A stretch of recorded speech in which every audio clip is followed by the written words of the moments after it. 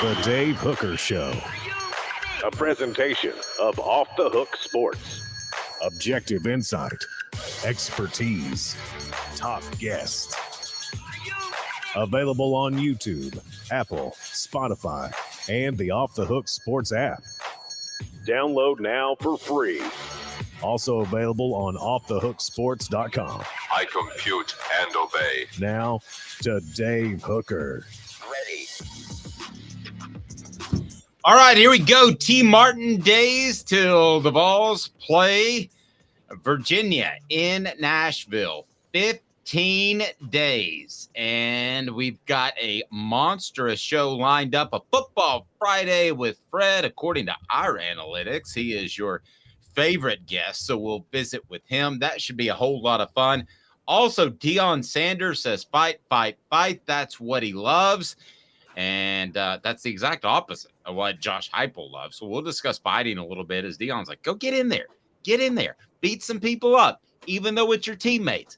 There has to be a happy medium. Again, Fred White will join us. We'll discuss bonding in preseason camp because this is the time that you do it because it's brutal, it's hot, and you probably don't want to be there at times. Also, the Johnny Manziel documentary, I saw it.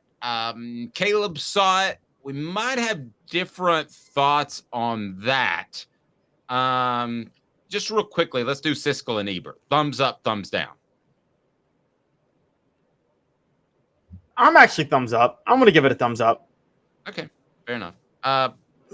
Thumbs down. We'll explain why a little bit later. I thumbs down Johnny Manziel as a person, so it's hard to make a good documentary on somebody that has never really reformed themselves. Put it that way. Fair. This sounds familiar. Tennessee projected to win 9 games by the FPI, so we'll get into that too. That's a big what the H for me, and it was last year too when Tennessee was an 8.5 over under out of Vegas to win 9 or 7 games. I thought was an easy selection at 9. I did think that they would win 10 last year, very likely. So I wasn't stunned. I didn't know that they would beat Alabama necessarily, but I thought that they would somehow manage their way to 10 wins. But 9-3 is where the FPI has them. And of all the projections, where would you rank FPI, Caleb, in accuracy and what they do? So we're talking PFF, FPI, SP plus. Well, and the AP and coaches poll. I mean, and AP and coaches poll. If we're going based on last year, you go SP plus.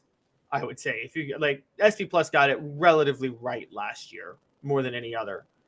But on an overall scale, I'd still go SP plus. I'd go SP plus, which should encourage Tennessee fans. No, it should. SP plus is like Tennessee for quite some time. 4 Downs now is brought to you by our friends at Zen Sports, and we're taking a look at the top true freshmen that are entering Tennessee's program and what kind of impact they can have. Let's go. 4 downs. 4 questions. 4 answers. The Dave Hooker Show. 4 Downs. A presentation of offthehooksports.com. I got some new insight on one of these cats, by the way, Caleb. Like from someone within the program. Yeah, like really good stuff. So I can add to this. So this column up, and it is by Caleb Calhoun on offthehooksports.com. The 5 freshmen most likely to make an impact in 2023, and it's brought to you by Zen Sports, the new sportsbook in Tennessee, revolutionizing the way you earn sports betting rewards. That means no more deposit bonuses that turn into deposit nightmares. On Zen Sports, what you see is what you get with their cash rewards program. You get a lot of cash, like Nico, who we'll talk about. For a welcome bonus, earn an unlimited 5% cash back on your betting volume for your first 15 days when you sign up with the code HOOKED. That's right, unlimited 5% cash back. Keep betting, keep earning with up to 3% cash back on your betting volume every month after that, and refer friends to earn a percentage of their betting volume. cash rewards too. Zen Sports bringing the cash back to Tennessee. So if you bet on sports, you want to be betting on Zen Sports. Zen Sports betting just got better. Hey, Cooper Mays, what down is it, sir? Coop here. First down. Thank you. I appreciate that. And what should people do? Cooper Mays here. Hit like and subscribe. Perfect. First guy up to bat, number 5, as rated by Caleb Calhoun, is Nico Iamaleava. He is the projected backup, and I think that Joe Milton's going to be the guy as long as he's healthy. But you've got him at number 5. Why is that, Caleb Calhoun? Well, Joe Milton's already got hurt once since he's been at Tennessee. Actually, he's gotten hurt twice since he's been at Tennessee. True.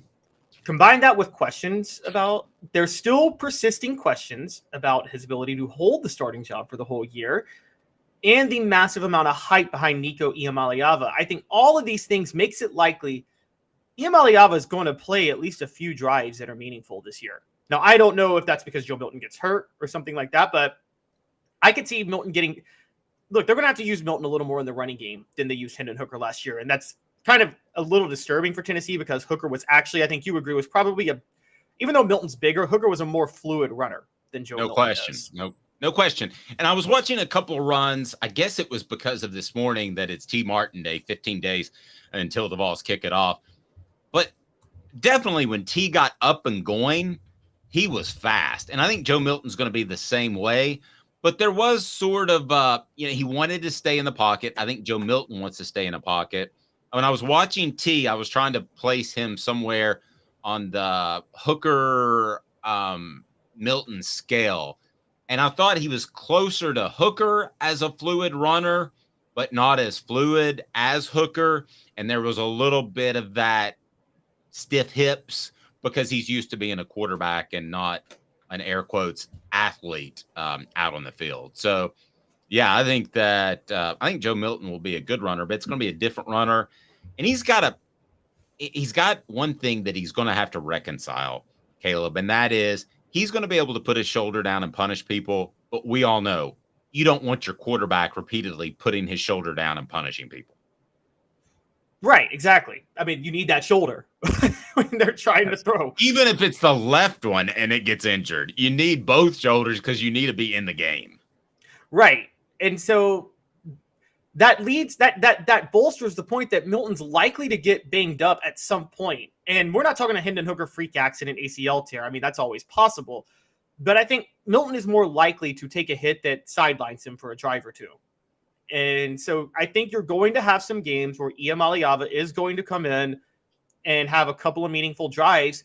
And that alone puts him on this list. Because funny enough, I talked about this on the column. Tennessee loses a lot of production. They also had a top 10 recruiting class, and they weren't where they needed to be talent-wise yet. You would think that would lead to a lot of true freshmen starting, but I had kind of a hard time finding which true freshman could have an impact this year. Yep. This guy will. What's up, everybody? This is Jacob Warren. Well, that's Jacob Warren. Jacob, what are you doing, man? Coop, what down? Cooper Mays here. Second down. Now it's your turn, Jacob. You can go ahead and tell people what to do. We'll work you in there. What's up, everybody? This is Jacob Warren, asking you to like, subscribe, and share. Dave needs this. He does. Everybody's on the program on a Friday. Ethan Davis will have an impact. I was told to somebody within the program, though, that all of the talk of him being further along and being a major impact player is a little premature. They really like what they've seen out of McCallan Castles. He's physical, probably faster than he gets credit for, really smart, has absorbed the offense. So maybe a week ago when Ethan Davis was talking in front of the media and was mature and has been better than most people thought. I think a lot of people, especially recruitniks, got excited about the 4-star tight end who reminds some people of Antonio Gates, the former Chargers tight end who was a basketball player and made that transition. That's kind of like Davis. But this is going to be McCallan Castle's year as the second tight end. That still doesn't mean that Ethan Davis won't make some plays, and it doesn't mean that Tennessee can't be very good with Ethan Davis next year. But he'll have an impact this year, no question. Yeah, I think so too. And I think there's Ethan Davis. Ethan Davis, there's a lot of elements you can use with him in the passing game that doesn't apply to a lot of other tight ends. Now, I would say Jacob Warren is a more complete tight end because you can trust Jacob Warren to line it up and block if you need to, which is I have to bring this up a lot.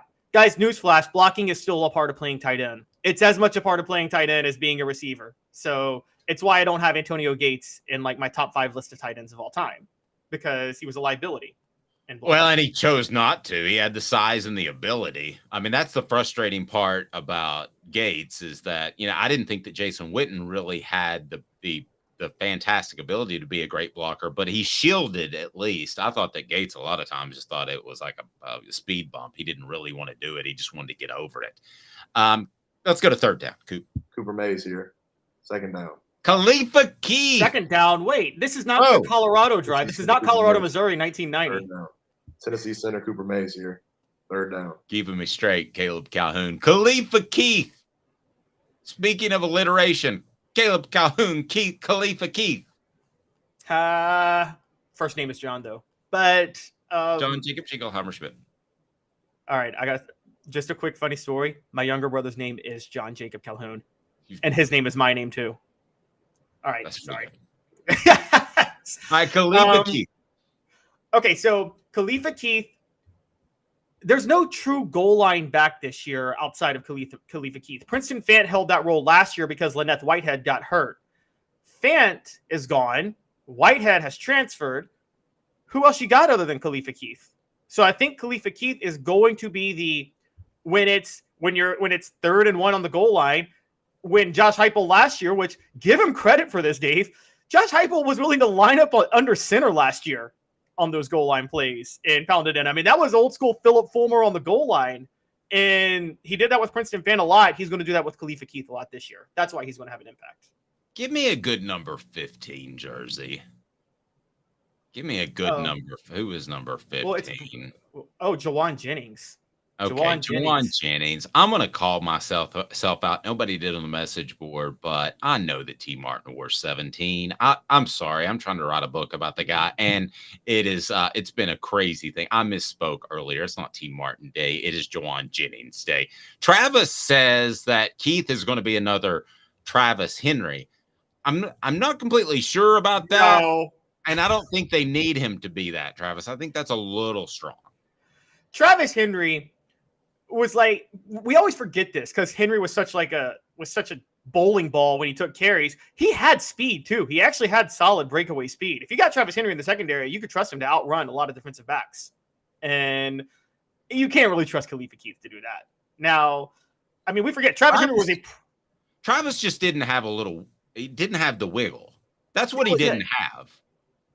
I mean, aside from that, he was everything that Jamal Lewis was, except for the wiggle. But with the wiggle, Jamal Lewis, like you're suddenly grasping air. Whereas if you don't grasp air and you go after him, you might get trucked. Henry didn't have the wiggle, but Henry was fast. I don't think they're going to ask Khalifa Keith to do those sort of things. And Travis Henry too. Let's remember this. In today's football, there's only one elite back, maybe 2 in the NFL that get the majority of the carries for their team.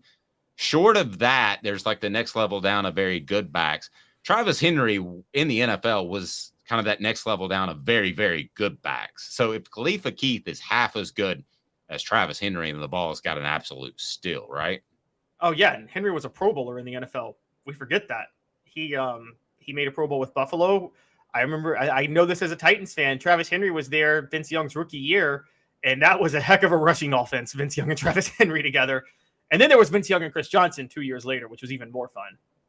Nope, no doubt about it. And let's get to what down are we on there, Coop? All SEC center Cooper Mays here. 4th down. Gotcha, brother. And get well soon. We want that to happen. So we got the final 2 guys at Jordan Matthews and Arian Carter, both on defense. So I'll ask you this question of those freshmen. I think you clearly believe, because you have them rated 2 and 1, that those 2 will have the biggest impact. I wouldn't argue with your list at all, except that I think that Keith's impact is easier because the position he would play would be a little bit easier. So I might have him at 2. Jordan Matthews, I really like at corner, but I will tell you this, the freshman, if you wanted to do one and then like a big space in the copy of the story you wrote, you could do that because it's Arian Carter and then it's everybody else based off freshman and what I've been told. Yeah, Arian Carter's a clear-cut number one. It's very clear he's going to be in the rotation this year. The expectations for him and the hype is through the roof. So that's the only one of these lists that's not a projection at this point. That's a no, I know he's going to really start. He's going to effectively start. He may not be technically a starter in the depth chart, but he's going to effectively start because, as you know, Dave, Josh Heupel and Tim Banks run 3 linebackers in a rotation, even if they have 2 on the field at the same time. They did that last year with Juwan Mitchell, Jeremy Banks, and Aaron Beasley. Yep. I mean, let's put it this way. If we weren't crazy covering fall camp and if players were more available, this would be the time to roll out the Arian Carter feature story. That would be what's coming out in Sunday's paper, the old way of playing that, because there is no question he's going to be a factor. David said, love this show. Put that up. We appreciate that. Hit the like and subscribe button if you haven't at this point. And what freshman are you most excited about seeing this upcoming season? Maybe it is Nico. Some people still want to see Nico, but the guy that you're going to be most likely to be most excited about at the end of November is Arian Carter, and it's not close. I haven't seen freshman hype for expectations for this year, for the year they're a freshman. I'm going to say since Eric Berry.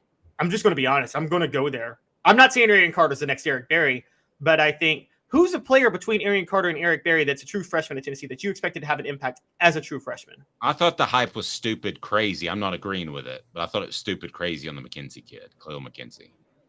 Oh, yeah. See, I didn't have Khalil projected to start, though, because there was still Danny O'Brien on that team and Shai Tuttle. And it's defensive tackle where you usually don't come in and start. I mean, I agree with you, but as far as the chatter, I thought the chatter was as strong as Berry. Maybe Butch Jones was trying to create chatter as strong as Berry. That could be what that was. Well, there's a lot of truth. I don't know. I remember all I remember. I was actually at the Beacon at the time, and I remember covering the Tennessee opener against Cal. And I'll never forget you. I didn't know you at the time, Dave, but me and you were probably in the same huddle. And I will never forget. Everybody was questioning, why are you starting? I think it was Rashawn Fellows. Or no, or was it Gerard Parrish? But one of those was starting over Eric Berry. I'm Brian Fellows. Do you remember that from Saturday Night Live? I'm Brian Fellows. I do not. You don't remember Tracy Morgan's bit? That's crazy. Oh, my gosh.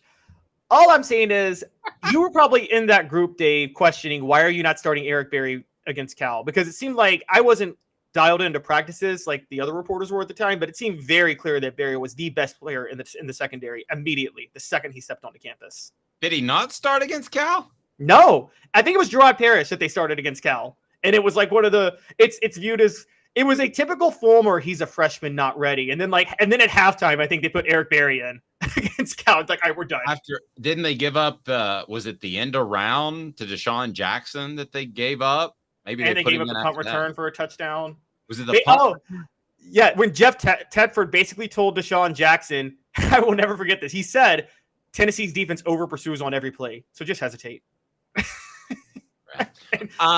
I had some 4-down questions too that I was going to run through, but I'm just going to go to one since we've discussed most of them. What's the best season for Nico Maleava?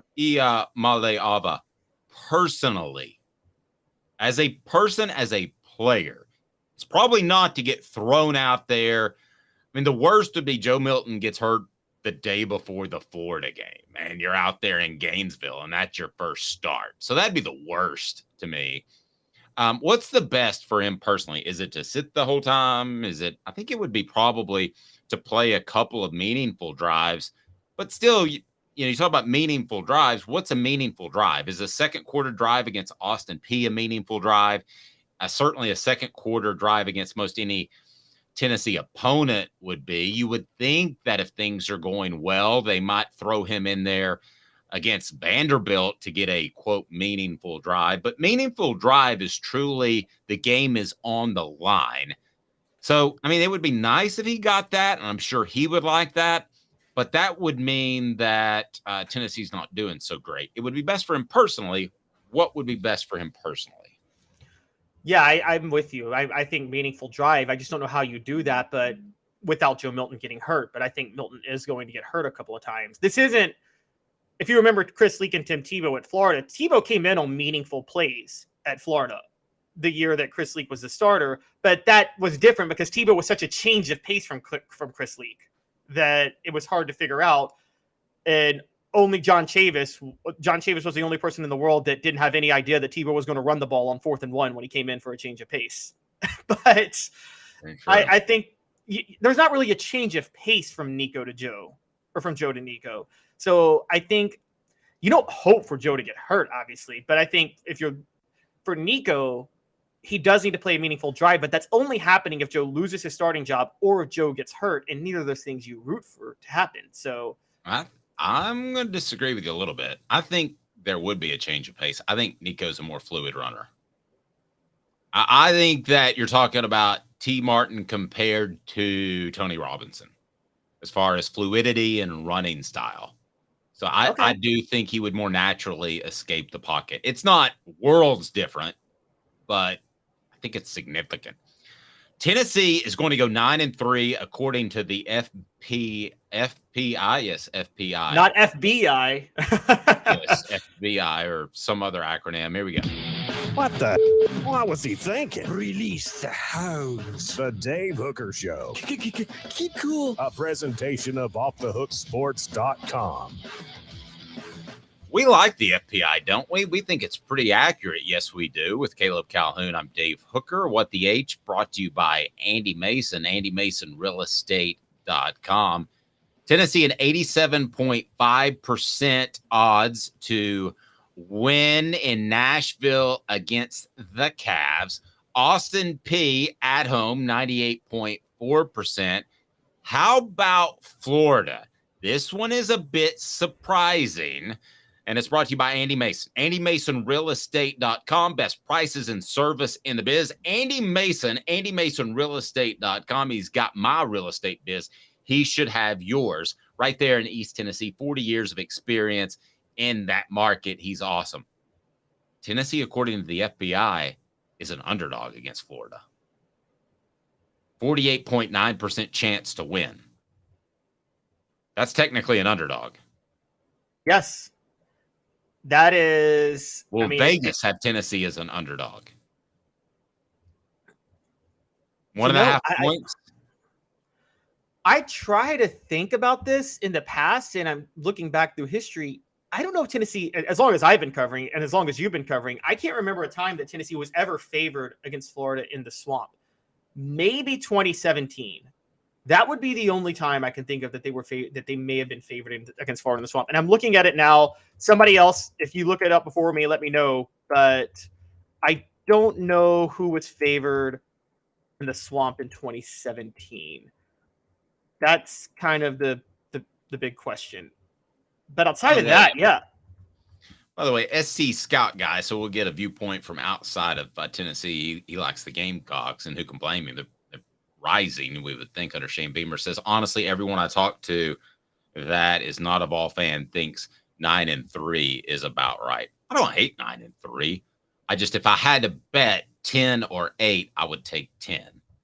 But here we go. I mean, it gets started right now that they are underdogs according to the FPI. 48.9% chance of beating Florida. UTSA, 86.9% chance. I thought was a little bit high. South Carolina, 77.9% chance. SC Scout guy, sorry about that, but I'm not surprised. A&M a little bit closer, 66% chance of beating the Aggies at home. This one is one of the more stunning ones. Alabama, just a 15.2% chance of beating the Tide in Tuscaloosa after winning a year ago. What? I mean, that seems very low to me. I mean, I was going to think maybe 25%, 30%, but 15% chance? particularly when Alabama should be worse this year. Based on FPI, listen to me, FPI data points and the way they do this, Alabama should be considered a little bit, actually significantly worse this year than they were last year. And so that kind of throws me off. And don't forget this. 2 years ago, Tennessee was within one score of Alabama in the fourth quarter. And that was when Tennessee was still rebuilding under Josh Heupel. So, yeah, this one's kind of a little shocking. And I'll also say this. One of Nick Saban's biggest weaknesses, Dave, if you looked at throughout his history as a defensive coach, is what he does his first time facing a quarterback that he's never faced before. And this is going to be his first time facing Joe Milton or Nico Iamaleava. Here's the other thing. As he kind of goes a little bit more ball control, Saban does. I always thought the one knock on him was that he would take the air out of the ball, sit on the ball a little bit in the second half. And it almost crept up and cost him, especially against Lane Kiffin in 2009. Then he went to the up tempo with Lane Kiffin, and that wasn't the case. It was Alabama up by 28 or 30 in the second half. So they didn't do that as much. But I thought there were times they had a 10, 14, 17-point lead, and they kind of sat on it. Does he go back to that thinking? If he does, I think that's good for Tennessee in any up-tempo offense. But 15%. That's crazy. Kentucky, 53% chance of winning. That's in the Commonwealth. Too high, too low to you, Caleb? I think it's just right. I think it's exactly where it should be. I think it's close to a coin flip. And this is where, I think Kentucky is so much more dangerous than we realize because it's on the road, because Kentucky's coming off a bye, because Kentucky has a better quarterback than last year. I don't care what anybody says about Will Levis. I don't care what Mel Kiper says. Devin Leary's better than Will Levis. And because they have a better offensive coordinator this year. UConn, 96% chance of winning. Tracy Morgan, what does that say about the Huskies? You suck. Yep, pretty much. Yeah, pretty much. Wasn't that the guy? Wait, Tracy Morgan didn't say that. No, that was Happy Gilmore. No, yeah. By the way, greatest. Yeah, jackass. Shooter McGavin is the greatest movie choke job of all time in sports. Blew a 4-stroke lead on the final 6 holes when Happy Gilmore had a broken shoulder. That's true. That's true. He really dropped the ball, and most people would withdraw, but his grandmother's house was on the line, so he had to keep playing. It's funny. Back in the day, Randy Edsel used to listen to my show on Facebook when we would broadcast on a local radio station and Facebook. I don't know if he's listening or not. Is he the head coach of UConn once again? No, Jim Mora Jr. is already kind of doing a good job rebuilding them. They were 6-6 last year. Yeah, okay. Well, you're not going to beat Tennessee. Missouri 63% chance that Tennessee beats the Tigers. Now, this is going to be a revenge game for the Tigers. They're fired up, and they got embarrassed last year. Maybe the score run up. But I'll tell you, Caleb, I just don't. It's a match of two guys who do similar things in terms of being offensive coaches, and I think one's a lot better at it. And I think Josh Heupel will win this and win it easily. So I guess 66% chance is about right. Tennessee has crossed the 60-point threshold 2 years in a row against Missouri. They did it in 2021, which to me was Josh Heupel's coming out party to reveal. That was the first game that kind of revealed Tennessee may have something special with Heupel when they beat Missouri 63-28. And then last year, 66-24. Missouri, I think, will be better this year. The game's at Missouri. And don't forget, they were in the game with Tennessee. It was 28-24 at one point last year before Tennessee went off. But I don't think that's happening again. Georgia and Neyland, the Vols have a 25% chance of winning. I don't understand how you can have less of a chance to beat. I don't understand how Alabama can be 15%, 25%, but that's what the numbers say. Vanderbilt at home, an 88% chance of Tennessee winning. So you would think they would do that. They've got the final record at 9-3. We are going to hopefully be joined by Fred White next. So stay tuned, hit that like and subscribe button. And the big thing is turn the notifications on. Got a couple of ball reports with Jacob Warren that we're going to drop This afternoon, he is Caleb Calhoun. I'm Dave Hooker. We're off and running, and it feels like football season. We want you to be a part. Tell a friend. Notifications on, guys. 2 minutes off the hook sports.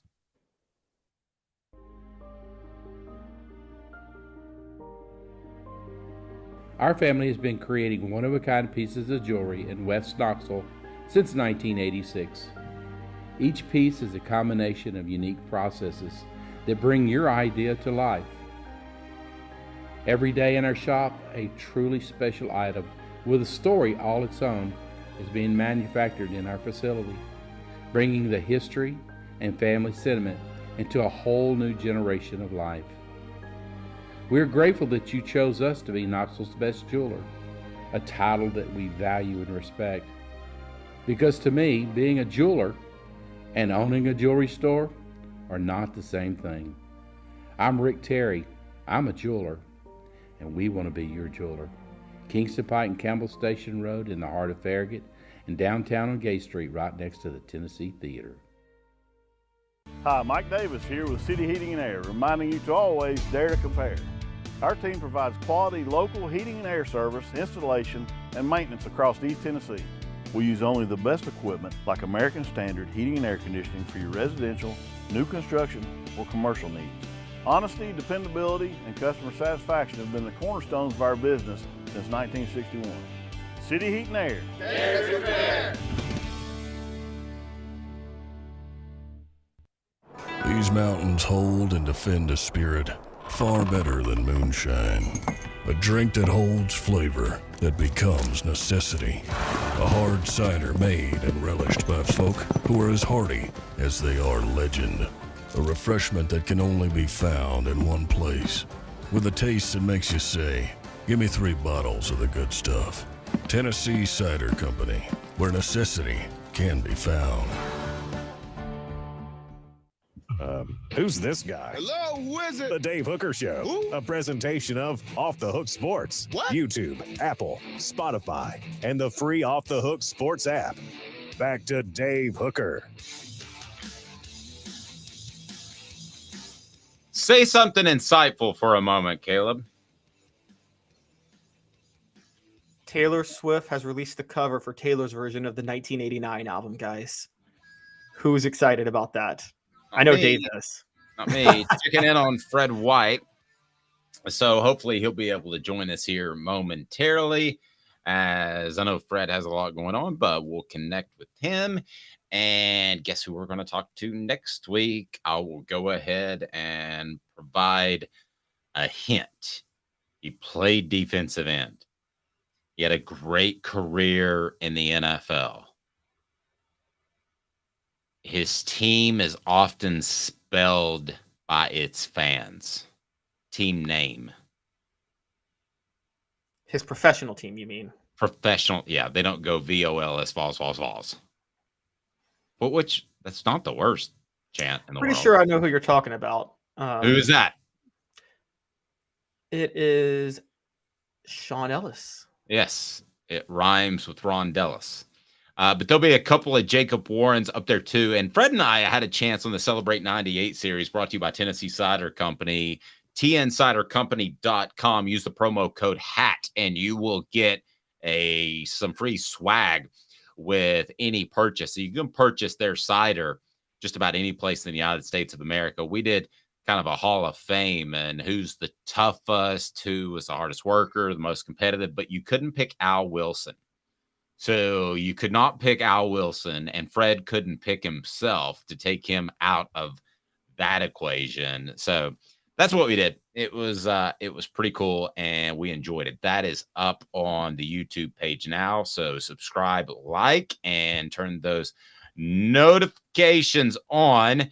And Rocky Top Tom says, I'd rather listen to Chinese opera than Taylor Swift. I'm going to back Caleb Calhoun. A very good friend of mine, actually, Stacey Oliver, who just wrote her first couple of pieces for the website. She talked me into listening to the Karma song, and I'm going to give kudos. That's pretty strong. I'm not saying that it's elite singer like a Whitney Houston or even even a Christina Aguilera had a big voice, or an Aretha Franklin. It's not that, but it's better than a Madonna or another female singer from back in the day. So I'm coming around. How about that? Are you stunned right now, Caleb? Whenever anybody gives her a chance, they fall in love. I never accuse her of having the greatest voice either, but she's got the greatest songwriting ability of all time. She does. And does she write her own songs? Do you know? Oh, yeah, she writes them all because she's a genius. I don't think that you know that. I think you just said that. Well, she has a writing credit on every one of her songs. So. Oh, she does? Yeah. Is it her and somebody else, though? Over the past few years, it's been her and somebody else, but her original first 6 albums was exclusively her. I didn't know for the longest time that Elton John's partner wrote most of his songs. And by the way, I don't care if you think Elton John's cool or not. You go to one of his concerts in his prime, your mouth's going to drop wide open. He was actually playing at Thompson Bowling Arena. Me and my wife had only been dating for like 3 months. And we drive by and the guy goes, $50 a ticket. And I said, I've got $14. He goes, I'm not taking that. I need at least 50 for the both. And I said, I've got $14. I'm a student. So he let us go in. We were on the 13th row center to see Elton John. Didn't even know he was playing at Thompson Bowling Arena before we saw that. And you talk about an incredible show. Elton John was unbelievable. Fighting?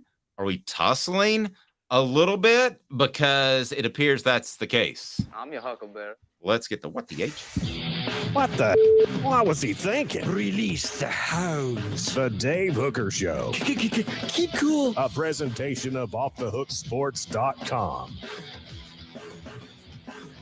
All right.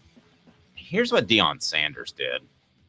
And if you haven't seen the video or heard about it, it's kind of old school. And I feel like Deion Sanders tries too hard to be old school at times.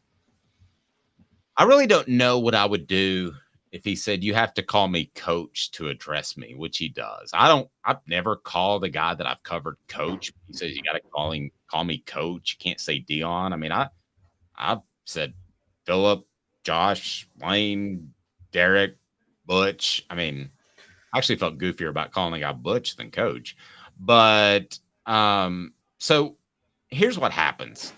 A tussle breaks out, which happens in preseason camp. And a book that's coming out, Celebrate 98, will discuss a huge monster ball before the 98 season that a lot of the players believe galvanized that team because the offense was getting pushed around by one of the best defenses in Tennessee football history. So fights happen, and a lot of times they're good. For the record, Josh Heupel does not believe in fighting in practice. That is not allowed.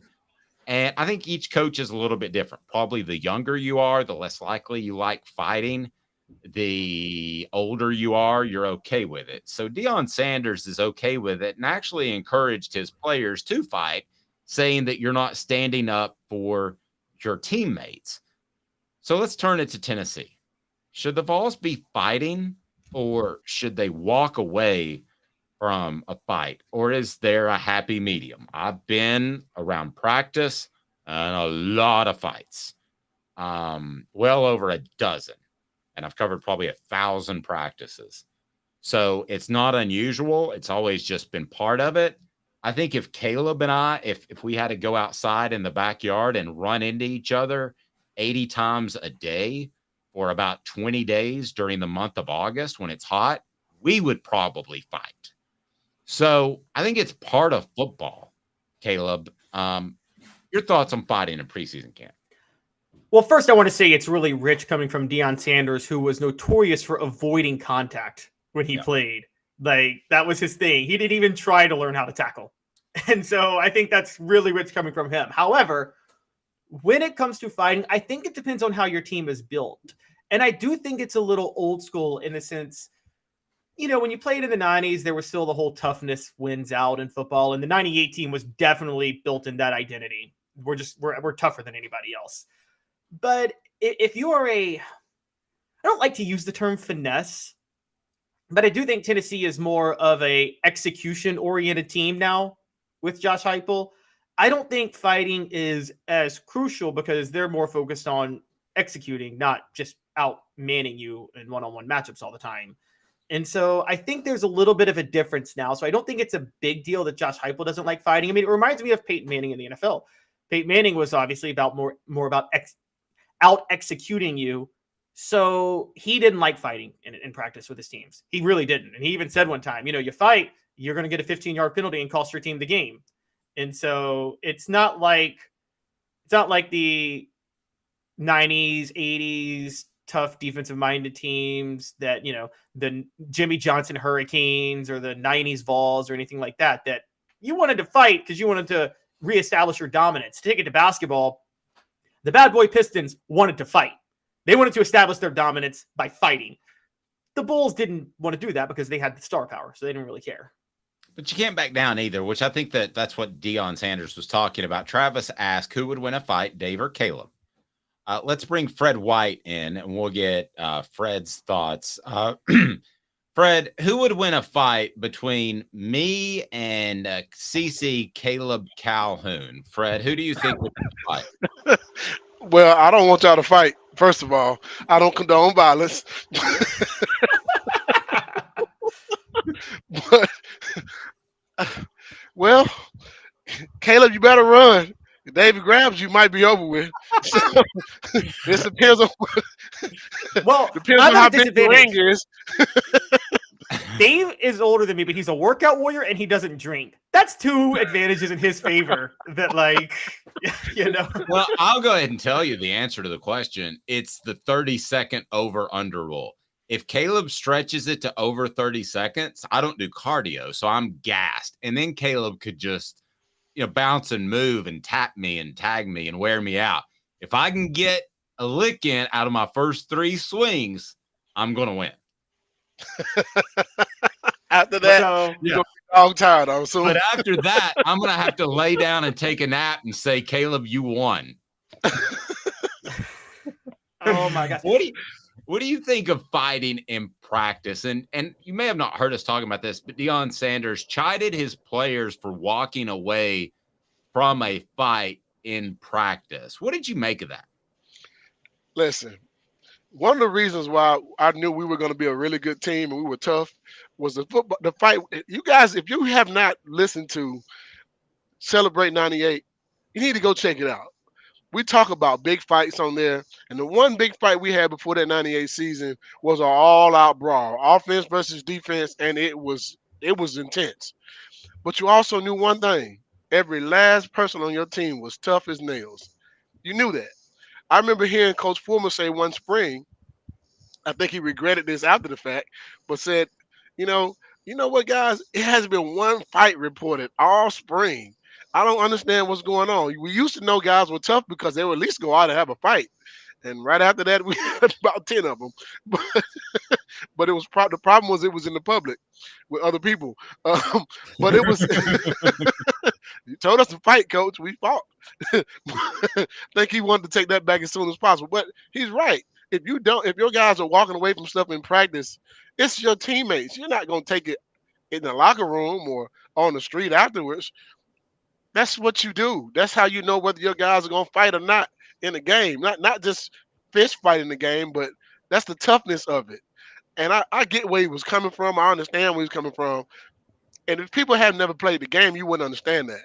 I mean, I've had fights from little league, high school, college, and pro. I've seen those fights. And if you touch somebody on my squad on the defensive side, guess what we're going to do?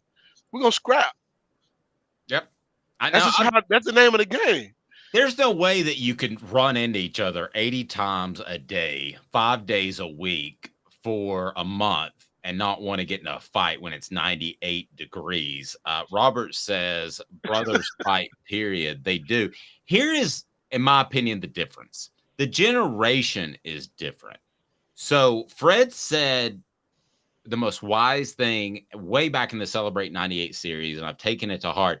Immediately when they walked off the field into the locker room, it was done. It was it.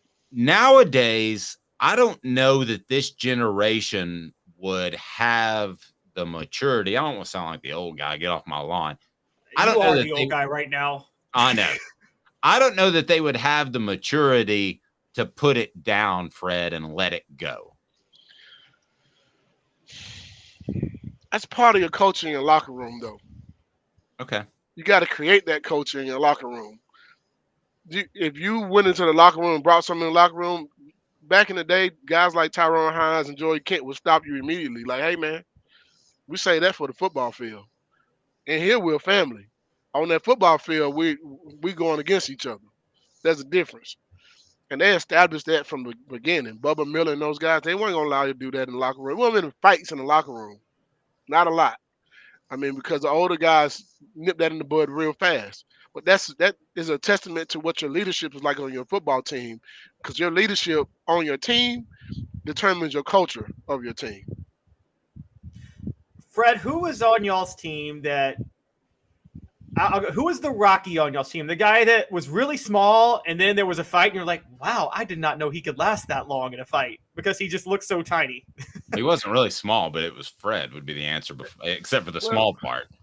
I'll say this: it wasn't too many guys on our team that wouldn't scrap with you, and didn't care how big you were. I mean, I've seen linemen go up against linebackers. Most linemen are bigger than linebackers. I've seen DBs go up against receivers, or DBs go up against tight ends, or everything. I mean, we didn't have. Let me say it like this: I don't know about today's game. I can only speak and vouch for my group of my teammates. We didn't have no punks on our team. Whoever you went up against was going to give you a battle. You didn't want to do that. I watched Tyrone Graham, who was probably one of the smallest DBs receiver on the squad, one of the fastest to ever come to Tennessee, fight with Sean Ellis on a daily basis. And Sean Ellis is 6'5", 285, 90 pounds. So there was no back down in none of our guys. No. Tell me about, and Jimmy said that we sound stupid, don't need players hurt and fighting. No, it's not that. It's not really that simple, because in 98, Fred and Tennessee's defense is absolutely pushing around the Vols offense. They can't get anything done in spring, and then they're halfway through preseason camp, and they are just getting punked. And essentially, Philip Fulmer challenged the offense via Spencer Riley mostly, and he's the one that started it by a waylay he laid on Al, and you don't hit Al and not expect to get hit back. And that really galvanized that team. It would be too strong to say you don't win a championship without that fight, but it did mean an awful lot, Fred. It meant an awful lot. Hey, Jimmy, you man, I don't know where you played the game in and what level you played it at, and I'm not trying to go at you. I'm just being honest. I haven't had a good football team that I ever played on that we didn't have some fights. Period. Not one. The only team that was horrible was the 2000 San Diego Chargers went 1-15, and we fought damn near every day. Only lost more games in one season than I ever lost in my whole life. So, yeah. Did you win any fights? I won every last one of my fights. Keep in mind, in 1997, Leonard Little started the season with a cast on his hand. Came from a fight, but he still had a stellar season. And was still you remember who he hit? I don't remember exactly who he hit, but I just know it was a big fight. It was a brawl there too. Wow. Have you ever lost a fight in preseason camp? Dave, I ain't lost too many fights in my whole life. I didn't think so. Fred, I was talking.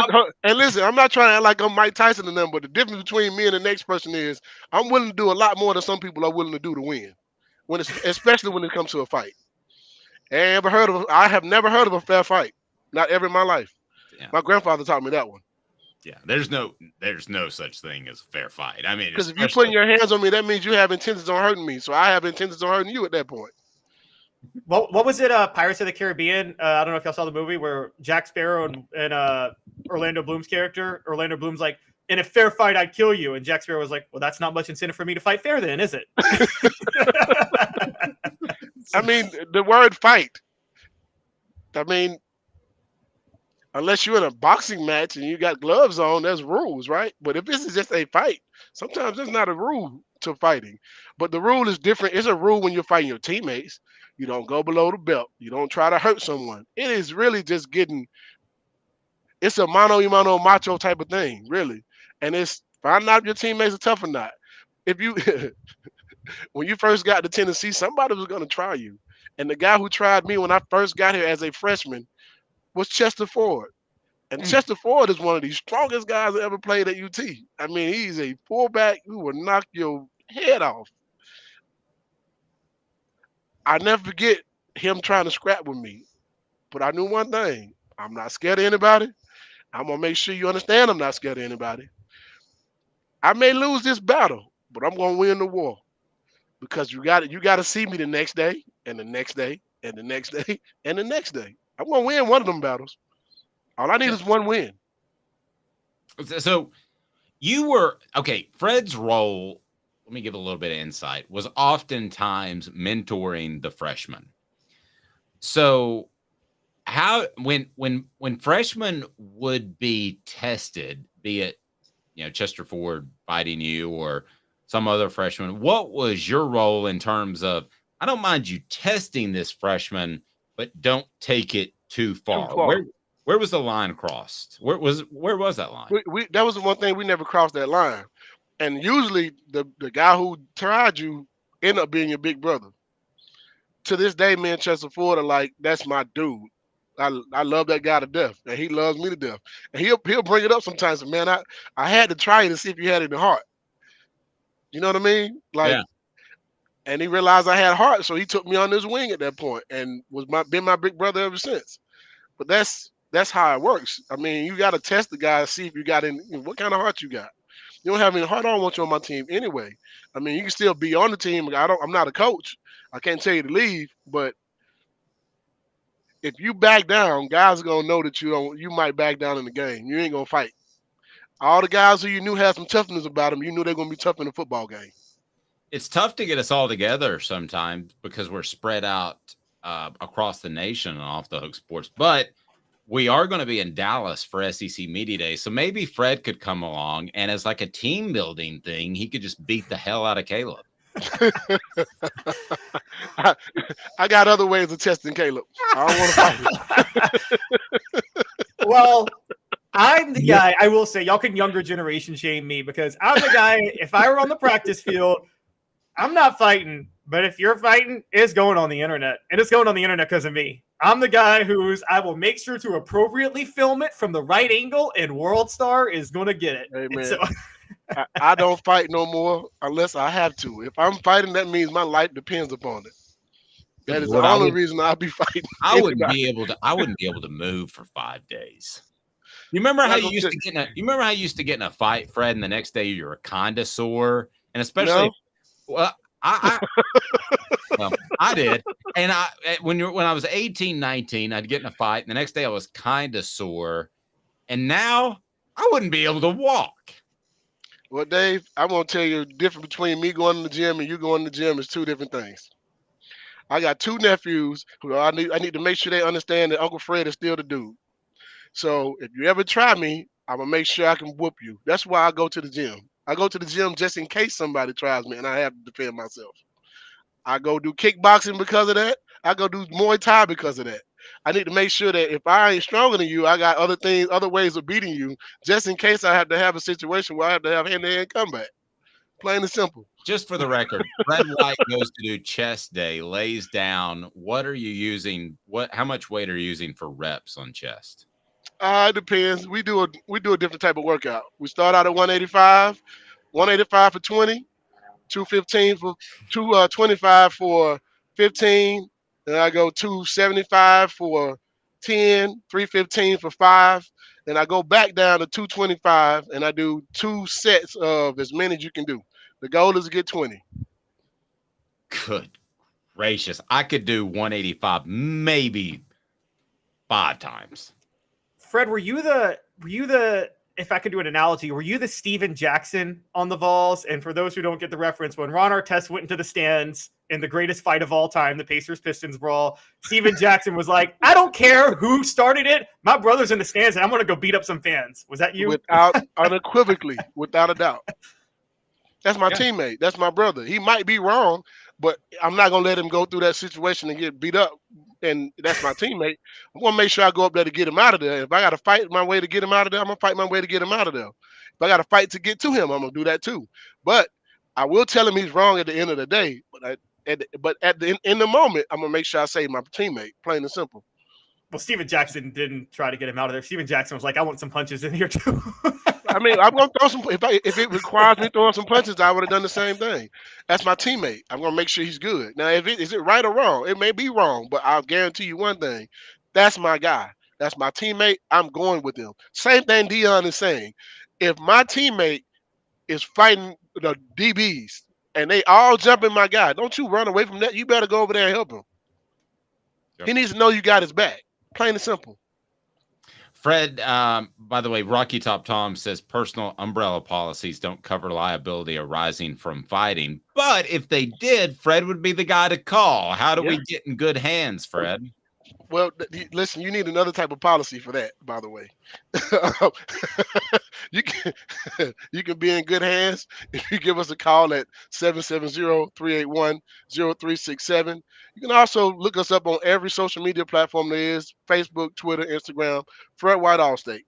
And just as hard as I hit on the football field, we hit the same thing trying to get you a good quote. So we try our best to make everything work for you guys. And I go fight for you just like I'll go fight for my own teammates. Nice. Toughest fight you were ever in?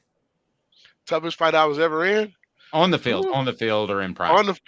On the field or in practice. Yeah, not in some other situation. Yeah, all right. No, those weren't tough anyway, Dave. But I'm just kidding. But I had a buddy exactly like Fred, like his size and his build. He wasn't nearly as fast. And I was always the smart aleck that would start a fight and he would finish it. I think that's why Fred and I have this, like, we have this chemistry, because I feel like I've known him since I was in high school, because he reminds me of my buddy that would finish the fights. And smart aleck Dave might get knocked out, but I knew that this guy would finish it. But the toughest guy I went up against in practice, we didn't fight. It was just the toughest guy I had to go up against. When we did the Tennessee drill, if anybody knows, it's like the old Oklahoma drill. It's the same thing. We just call it Tennessee drill. You take a receiver and a DB, and you go up against each other. I got to beat the block to get to the running back that's running the ball behind him. The toughest guy I had to go up against was David Martin. David Martin ended up being a tight end in the NFL. He was a really big receiver at UT, and he was very strong too. But I had to go up against David Martin because it was no other receiver that could. I could ragdoll anybody else. Let's be honest. I don't care if it was Bobby Graham. I don't care if it's Peerless, Cedric. None of those guys could block me. The only guy that had a chance of blocking me was David Martin. And that was the best battle I would have when it comes to Tennessee drill. Now, the best fight I've ever had, the toughest fight I've ever had was when I was playing the XFL, and there was an offensive lineman from Auburn. We got into a tussle in practice because he hit me after the whistle. And we fought. I mean, it was a fist fight. And I just remember a few plays later, they ran a play, and I knew he was pulling. Well, I didn't know he was pulling until I actually read the play before the play started. And I knew he was pulling, and I beat him to the punch. And I hit a 320-pound dude in the chest and knocked him flat. So needless to say, I won the battle. He might have won. I won the war. He won the battle. Yeah. Very true. Very true. So let's change gears a little bit, because I want to get your thoughts. As the Johnny Manziel documentary came out, Caleb and I have watched it. Have you seen it yet? I have. It's amazing. Yeah, it's good. The problem I had with it is that it was supposed to be the truth or whatever, and then like only the last 10 minutes dealt with his issues. I thought that they could have gone a little bit deeper in that, but that's just me. But they talked about how Johnny Manziel changed the expectations at A&M. He changed the type of money that came into the program. Mm-hmm. Totally different dudes, but to me, that sounded a lot like what Peyton Manning did to Tennessee. Fair comparison?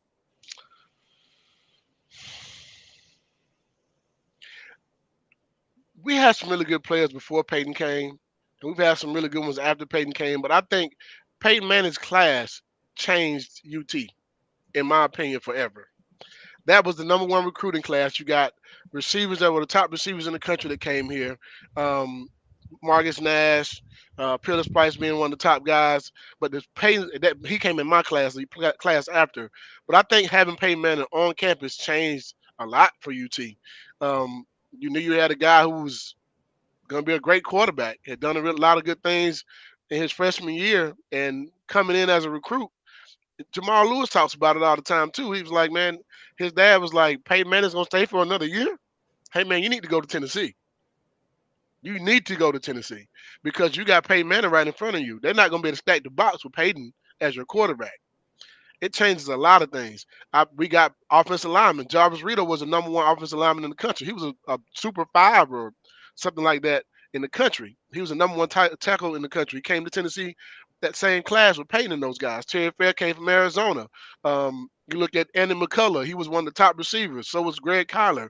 All these guys came to UT as some of the top players, that same class. I think that class is a class that changed Tennessee forever when it comes to like getting to the point of winning SEC championships and national championship. We don't win a national championship without some of those guys that were from that class.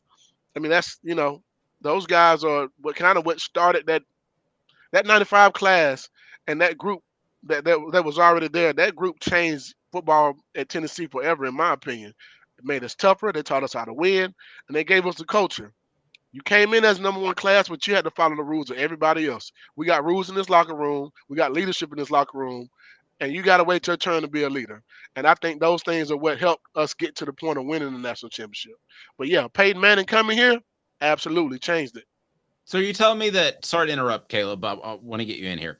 Are you telling me that Jamal Lewis probably doesn't come to Tennessee if Peyton Manning goes to the NFL in 97? He's probably going to Nebraska. Wow. Pretty darn insightful right there. Mr. Calhoun?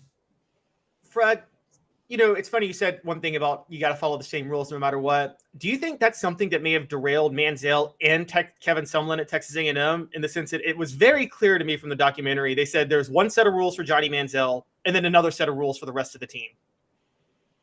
I think it was part of their downfall. I think it's one of the reasons why Kevin Sumlin is no longer there. He's my cousin too, by the way. But wow, did not know that. Yeah, he's my cousin. Like first cousin? No, he's like my third cousin, but Gotcha. He's my cousin.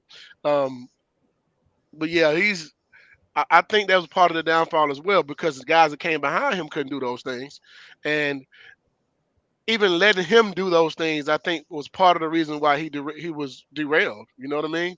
That makes you let a guy do all those things as a freshman and a sophomore, gets to the NFL and gets more money, man, you can put money in someone's hand, it's going to make them more of what they already are. There was no coming back for him. After I saw that documentary, I realized that I was like, man, I remember having a conversation with someone who was a part of the Browns organization, and I had already heard some of the things about Johnny Manziel and his partying. And the first thing I told him was, if you sign this guy, based on what I've heard about him, you need to sign someone from his team. You need to draft another guy from his team to kind of help keep him in line because he's gonna need that. Of course, they didn't listen to me. And I'm gonna make reference to a story you told me a long time ago. So if I've messed this up, let me know. But it was your senior year before the bowl game. You guys already had a national title in your pocket, and you're not really playing for a championship against Nebraska that year. Mm-hmm. And correct me if I'm wrong, but you guys decided to have a pop in the hotel lobby, maybe, and Philip Fulmer came up and said, "I really can't do anything about it now, I don't guess." They knew all those guys were already gone. I know. So, I mean, do you recall that story? Because it was there's a comparison in that you guys were established, you guys were superstars, and at some point you can't outgrow the discipline.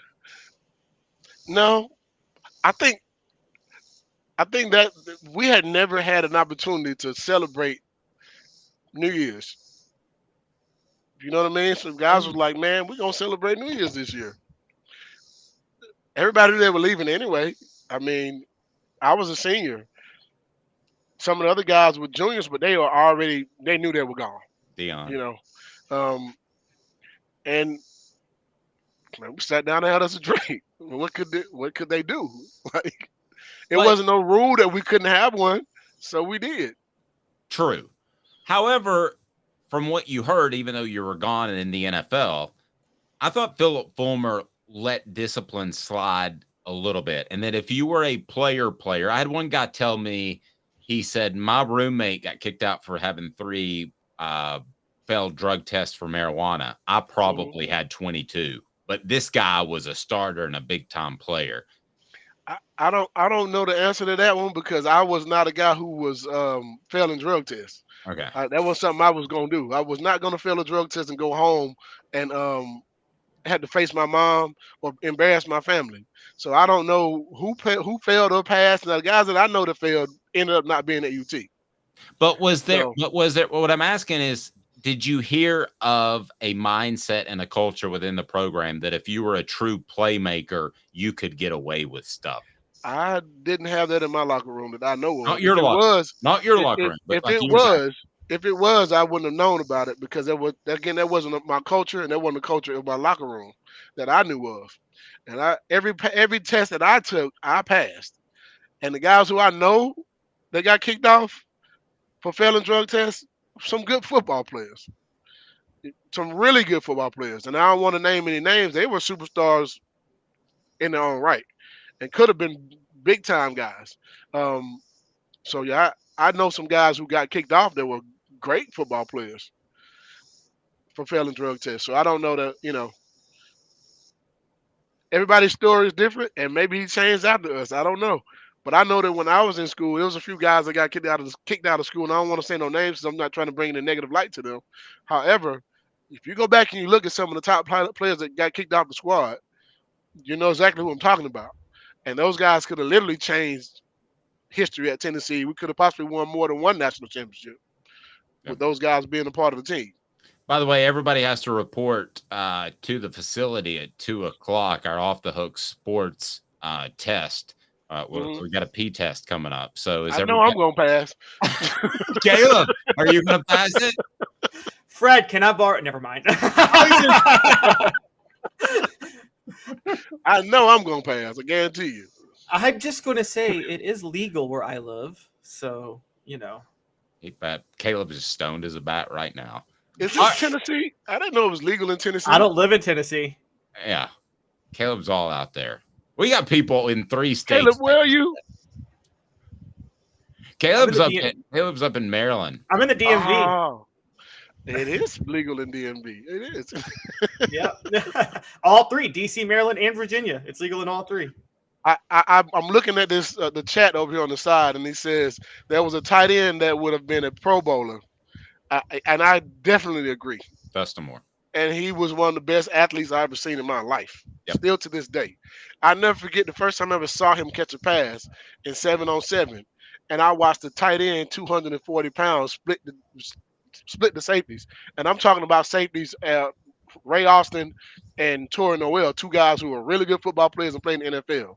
I watched this guy, 6'4", 240 pounds, catch a post route and split the safety and not run them to the touchdown. I never seen anything like that before. I never seen a guy that big run that fast. He got kicked off the squad. I'm not going to say why. You can go back and read those things for yourself. But he is one of the guys that was one of the best players I've ever seen. So if there was a double standard, he would have been a guy that you would have had a double standard for. Oh, that's a good point. Yeah. He would have been... I'll go ahead and say it. He would have been, help me with this, Caleb. You know history. I think he would have been the best tight end in Tennessee football history. There weren't a lot of great ones. There really weren't as far as productive guys. He would have been a guy that you worked into the game plan, Fred. You made sure to get him the ball. He was the first tight end I ever saw that big run that fast. He was a 4'4" guy at 6'4", 240 pounds, man. I've never seen anything like that before in my life. Now, guys are more athletic now, those type of things. You got those big guys that can run like that now. But back then, he was an anomaly. I had never seen anything like that before. He was one of those guys that I called home about and say, hey, man, I just watched this tight end at 6'4", 240 pounds outrun 2 safeties. And my uncle was like, that's not possible. I'm like, man, listen, I'm telling you. Then the first football game of that season, we play against UNLV, and we run a tight end reverse, and he scores. I remember that. 70-some yard pass. I mean, about 70-some yard play. They did call it back for blocking the back or something like that, but he outran their entire defense and secondary 60-something yards for a touchdown. So I'm not the only person that got a chance to see that. What happened to Dustin, Fred? Do you have any idea? I don't know. I'm not going to speculate on somebody else's issues in their lives or what happened when they go, like whatever. But I know that he's a good friend of mine to this day. I'm still proud of him as being my teammate, and he's always going to be my teammate. But I know what I saw as far as talent. I still haven't seen anything like him yet. There's two guys that I take that back. I've seen a lot of great athletes. But there's 3 guys that I look at and say, man, these are some of the best athletes I've ever seen in my life. I don't know what God was doing when he made them, but it was almost to perfection when it comes to athletic ability. Travis Cozart, Dustin Moore, and Leonard Little. They got out of the bed and they were great. I mean, that was insane. I've never seen anything like those guys ever. I feel like I was a great athlete, but I ain't never seen anything like them before. And I'm still waiting to see something like them. That tells you a lot. Well, Caleb and I fighting in the backyard is not going to be anything that will inspire you. Well, Fred, we're talking star power and we're talking fighting. So I just want to know, you got some inside information probably. Who's the one player that fought Peyton Manning in practice? Nobody. Nobody fought Peyton? Manning? Hey, man, that offensive line would have killed you, man. Did anybody get close to fighting Peyton? Did Peyton ever? Because I know he got in people's faces a lot, didn't he? So hey, man, the offensive line would be the only people he would have probably got into it with. Ain't nobody on the defensive side of the ball gonna touch Peyton. Well, he does go in his offensive line. We saw him curse out Saturday when he was mic'd up in the NFL. I mean, he may have gotten into it with his offensive lineman, but ain't nobody rough him up or nothing like that. That was not going to happen whatsoever. Because the other offensive lineman would have stopped you. I mean, but yeah, man, listen. When they protected Peyton in the games, they protected him the same way in practices. There was not going to be anybody to touch Peyton. You can't even get close, man. Hey, listen. That offensive line would have wore your tail out. And I'm not talking about just any offensive lineman. I'm talking about some of the best offensive linemen that ever come through Tennessee. Bubba Miller, Jeff Smith, Leslie Ratliff, Jason Lehman, those guys, they weren't playing. They're some of the toughest guys I have ever seen. Yeah. Come on, Caleb. It's not like they had Jeremy Banks on their team. Listen, we had fights when they were on campus too. I mean, and we gave them their battle. We gave them a run for their money. But I'm going to tell you something. Them boys were bad, man. They were they were bad. They were mean they were mean. Good. Jason Lehman still scares me to this day. And I ain't no scary person. It takes a lot to scare me. But that guy didn't even talk. He just those are the worst ones, the ones that just don't talk. He just looked at you. And the look he gave, like, I hope I don't have to fight this big dude here, man. Fred, you're incredible, my man. Are you at a golf event or what are you doing there in the background? I am making my way to Tennessee Cider Company. I'm going up there to check out the facilities, man, and go, support our one of our biggest supporters with Celebrate 98, man. I had to come up and do that. I will be playing some golf tomorrow. By the way, if you got some good golf courses out there, man, I'll take an invite anytime you got one. But yeah, I can take care I want to come by and check out Knoxville and see my city. Yeah, I can take care of you in golf in Chattanooga anytime. Come up. Oh, I'd love to come play. There's a few places I like to play down there. Yeah, we're getting rid of our kids officially. So that's like 12 days away, I think. So, man, we've got a place to stay and everything for you. So definitely, man. Kind of a big hippie goofy town that doesn't know and a lot. Fred can lose a fight to Bob Barker on the golf course. Now I might lose that fight.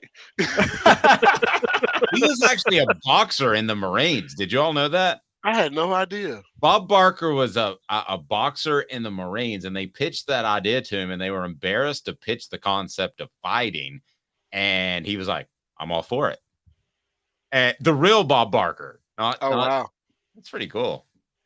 Love that. Oh, wow. I didn't know that. Drew Carey just ain't the same. And No. But Price is Right. I like Bob Barker.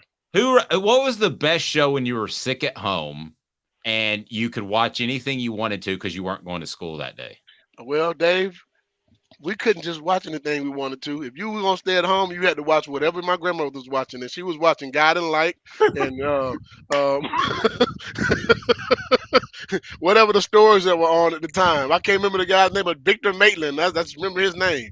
All My Children. That's the other one. Yep. That's what you were watching. You were watching some Price is Right too. You watched whatever she was watching. You weren't watching what you wanted to.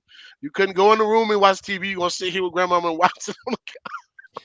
Mine was The Price is Right, and I still remember sitting at home sick one day, and a guy kept going. They go, "What's your bid?" And he goes, $4.20, Bob. And then the next time it comes around to me, he goes, $4.20, Bob. And he kept betting. He kept bidding $4.20. I'm like, what does that mean? I'm like, my mom goes, just don't worry about it. All right. Well, I'm gonna have to stand in front of God one day and say that mine was Maury, and I laughed at the worst stories when I would watch Maury. I was just falling over laughing at some of those horrible stories. But it's like those are real people's lives, and it's like I'm out here just laughing. I always felt like Maury couldn't wait for the next commercial break to get a cigarette. He just looked like he needed a cigarette at all times. Fred, Allstate, Google Fred White Allstate, get taken care of. Tennessee Cider Company. Use the promo code HAT, and you will get some free swag with great cider. I noticed they had some new flavors. They can ship it just about anywhere in the United States. So, guys, have a fantastic weekend. The next week we talk, we will have football. It's week 0, and it's not the same. But then the next one, we've got Tennessee football. So, Fred, can't tell you how much we appreciate you coming on. Caleb Calhoun, have a fantastic weekend. Thanks again, Fred. Man, no problem, guys. It's almost football time in Tennessee, baby. Let's go. It feels like it, doesn't it? Something happened like in the past 48 hours where I guess know, right? That's why I came. That's another reason why I came to Tennessee and get that. I just got to get that feel. It smells like football. Let's go, baby. I remember Bobby Bowden said we interviewed him when he got the General Nealon Award, and he said he had retired, and he said, well, I don't know what it's going to be like in the fall because I usually have to go to the restroom a lot more. I'm like, what do you have, like some sort of bowel issues when you get close to football season? And he goes, no, I really got to pee a lot more. Bobby Bowden, when it got close to football season, had to pee a lot more. We leave you with that. This has been a presentation